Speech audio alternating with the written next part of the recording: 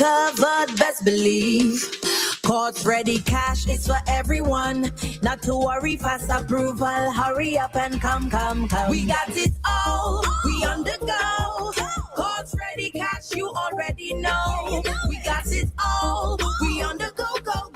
Courts ready, cash, always ready. When you're ready, let's go. Courts ready, cash, ready when you are.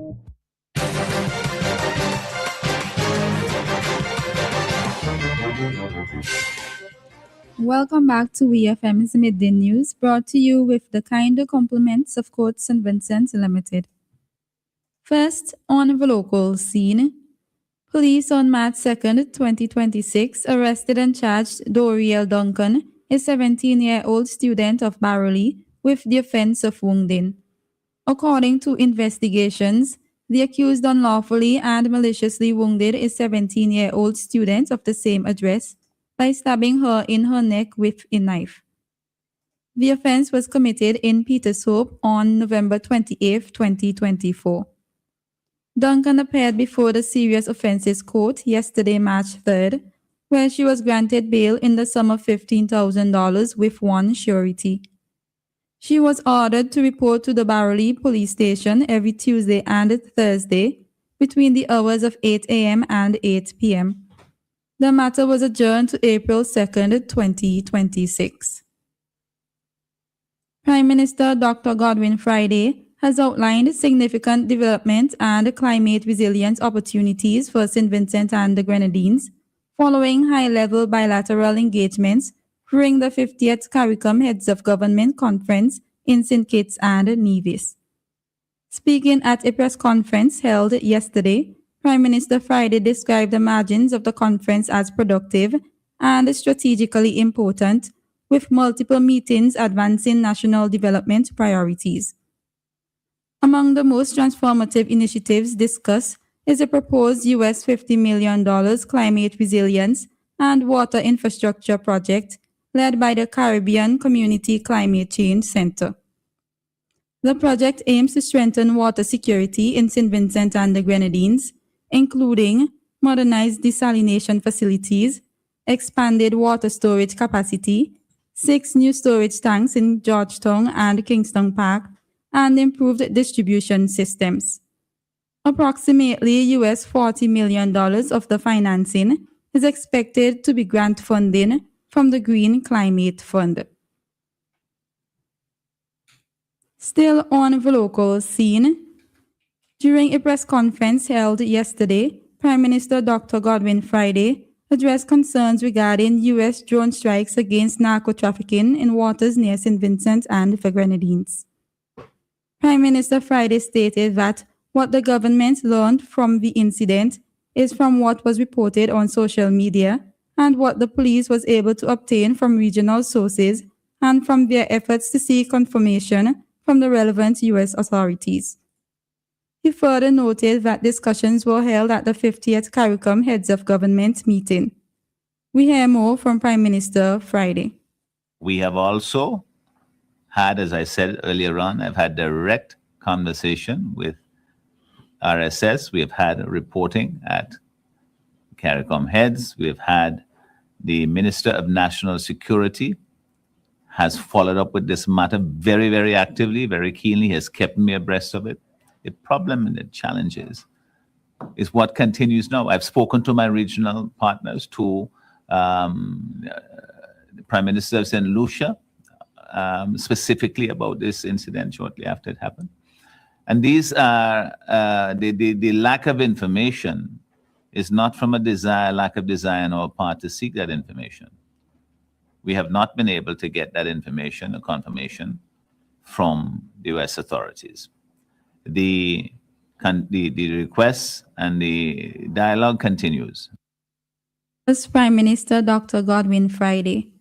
While the government is pursuing the matter at a diplomatic level, Prime Minister Friday urged citizens and fisherfolk to continue normal activities, but advised them to be alert and avoid unnecessary risks. On to news in the region.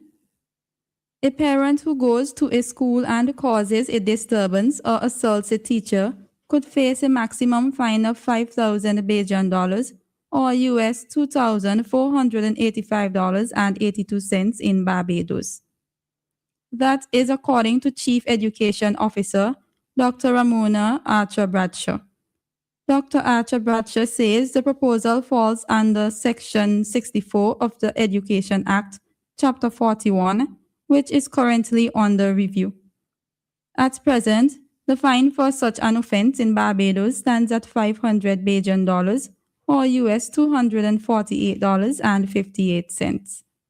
She explains that the proposed increase, which is 10 times the current amount, is intended to address parents who believe they can enter schools and behave improperly. The Chief Education Officer adds that the Commissioner of Police, Richard Boyce, has assured the ministry that law enforcement officers will assist with enforcing this legislation. The Antigua and Barbuda Electoral Commission, ABEC, has announced the official transition from opaque ballot boxes to transparent ballot boxes for all upcoming electoral processes in Antigua and Barbuda. The initiative forms part of the Commission's ongoing commitment to strengthening electoral integrity, enhancing transparency, and building public confidence in the democratic process. Under the new policy, all polling stations will utilize transparent ballot boxes in the future. The by-election in St. Philip North, to be held on Monday, March 16, 2026, will be the first process where the new boxes will be used. At the commencement of voting, electors and observers will be able to clearly verify that each ballot box is empty before ballots are cast.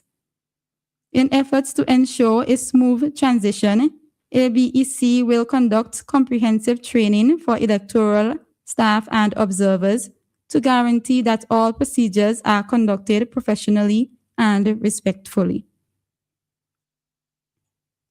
On the international scene, Ecuadorian and U.S. forces have launched operations against what it said were designated terrorist organizations in the South American country, the U.S. military's Southern Command said on Tuesday. The command said the action was aimed at tackling illicit drug trafficking, but did not provide more details in a statement on X. The announcement comes a day after Ecuador's president, Daniel Noboa, said the U.S. was among regional allies, taking part in a new phase of Ecuador's war on the drug cartels. President Noboa says around 70% of the world's cocaine now flows through Ecuador's huge ports, making it a lucrative location for drug trafficking gangs. Finally, in sports, Durham has cancelled their pre-season tour of Abu Dhabi amid the escalating conflict in the Gulf. On Saturday, the US and Israel began strikes on Iran, which has responded by launching attacks on US allied states in the region. Durham's men's squad had been set to travel to the UAE next Monday, with their women's side leaving 2 weeks later on March 23rd.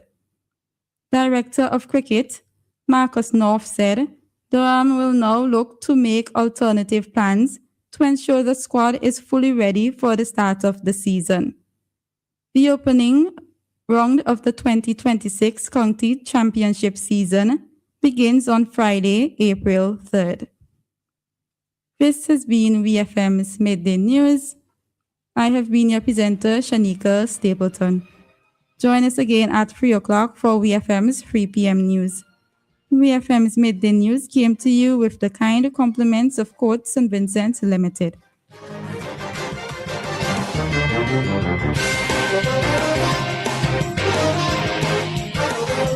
Just for you at Quartz Optical. Get 15% off. When you bring in your prescription from any other eye care provider, we'll give you 15% off the cost of your frames and lenses. So visit us today and get 15% off. Offer valid on cash and credit purchases. Conditions apply. See in-store for details. Quartz Optical. Value you can see.